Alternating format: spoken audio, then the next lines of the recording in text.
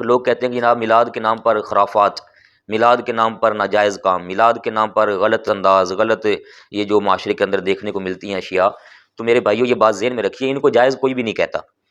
ضابطہ ہمارے اسلام کا یہ ہے کہ جہاں پر اسلام نے کوئی چیز ایک لاگو کی اپنی طرف سے یا اس کی ترغیب دلائی، تو اس کو اسلام کے دائرہ کار کے اندر رہ کر بجا لانا ہوتا ہے۔ مثال کے طور پر عید الفطر آتی ہے، اب عید الفطر کی خوشیاں ہمارے اسلام کا حصہ ہیں، لیکن عید الفطر پر لوگ کیا کچھ نہیں کرتے، تو اب وہ کیا کہا جائے گا کہ جناب عید الفطر میں لوگ چونکہ بےہودگیاں کرتے ہیں لہٰذا عید الفطر کو ہی چھوڑ دو، عید الفطر منانا ہی چھوڑ دو۔ یا شادی بیاہ نکاح ایک کتنا خوبصورت معاملہ ہے، ہمارے اسلام کا حصہ ہے، لیکن کیا شادی بیاہ کے موقع پر کوئی الٹے پلٹے کام نہیں ہوتے، ناچ گانا بے حیائی برائی نہیں ہو رہی ہوتی؟ تو کیا کہیں گے کہ جناب یہ بے حیائی برائی چونکہ نکاح کے ٹائم پر ہے لہٰذا نکاح کرنا ہی چھوڑ دو، تو اصل کام کو بند کیا جائے گا؟ یا کہ یہ انداز اپنانا ہے کہ بھائی نکاح کرنے ہیں، عید الفطر کی خوشیاں منانی ہیں، لیکن شریعت کے دائرے میں رہ کر، جب اسلام کے دائرے میں رہیں گے، شریعت کے دائرے میں، تو سارے کام بالکل درست ہو جائیں گے۔ اب مجھے ایک بات بتائیے، کیا لوگ دنیا کے اندر رہ کر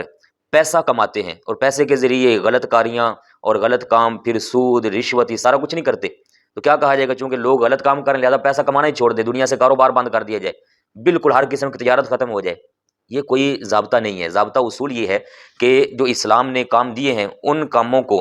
اسلام کے دائرہ کار کے اندر رہ کر کیا جائے، اس میں کوئی کسی قسم کی خرافات، کوئی ناجائز کام، کوئی الٹا پلٹا انداز وہ ہرگز نہیں اپنانا چاہیے۔ یہ ہے اصل ضابطہ، تاکہ اسلام کی جو تعلیمات ہیں ان پر بھی عمل ہو۔ اور میلاد کے موقع پر محافل جو ہوتی ہیں ان میں بھی حضور اکرم علیہ الصلوۃ والسلام کی سیرت کا بیان ہوتا ہے، حضور پاک کے اوصاف کا بیان ہے، حضور اکرم صلی اللہ علیہ وآلہ وسلم کی جو اسوہ حسنہ ہے، ہمارے لیے نمونہ ہے، ان کا بیان ہو رہا ہوتا ہے، قرآن پاک کی تلاوت ہے، قرآن پاک کی تعلیمات ہیں، حرام حلال سنایا جاتا ہے، لوگوں کو اویئرنیس دی جاتی ہے کہ آپس میں صلح کیسے کرنی ہے، ایک دوسرے سے دعوتیں دشمنیاں وہ ختم کیسے کرنی ہے، تجارت کے اصول، سچ بولنے کے اصول، جتنی بھی نمونے ہیں حضور پاک علیہ السلام کی ذات اقدس میں وہ بیان ہو رہے ہوتے ہیں۔ تو یہ تو بیان کرنا مقصد ہے ہمارا، اور کرنا بھی چاہیے۔ اور اللہ پاک نے قرآن عظیم اور اسلام اور پیارے محبوب اسلام دیے ہی اس لیے ہیں تاکہ ان کو زیادہ سے زیادہ پڑھا جائے، سنا جائے، سمجھا جائے، ان کو آگے پھیلایا جائے اور دنیا تک آپ کی تعلیمات کو عام کیا جائے۔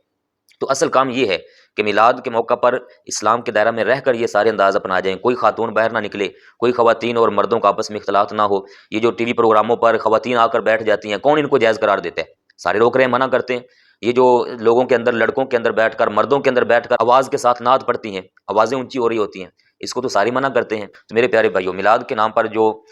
اچھے کام ہیں، درست ہیں، وہ بالکل ہوں گے، کرنے چاہیے اور خوب کرنے چاہیے۔ اللہ پاک کے فضل و کرم سے اس کا دنیاوی فائدہ بھی ہے اور اخروی فائدہ بھی ہے، لیکن جہاں منع چیزیں ہیں ان سے بہرحال وہ لازمی طور پر رکنا بھی ہے، اور ان منع کو آڑ بنا کر میلاد کو روکنے کی یا محفل کو روکنے کی یا پاک نبی علیہ الصلوۃ والسلام کے ذکر کو روکنے کی کوشش کرنا، یہ بہرحال انتہائی نامناسب انداز ہے۔ اس سے لوگوں کو بچنا چاہیے اور خوب پیارے کریم آقا علیہ السلام کی عظمت و شان کے تذکرے کریں تاکہ لوگوں میں محبت پھر سے اجاگر ہو، اور جو حد و حنود اور غیر مسلموں کے طریقے پر چلنے کی بجائے یہ مسلم امہ جو ادھر چل نکلی ہے نا، ادھر چلنے کی بجائے یہ واپس پلٹیں در مصطفیٰ صلی اللہ علیہ وآلہ وسلم پر، اور حقیقی کامیابیاں یہاں سے حاصل ہوں۔ اللہ پاک ہمیں سمجھ کی اور صحیح طور پر عمل کی توفیق نصیب فرمائے۔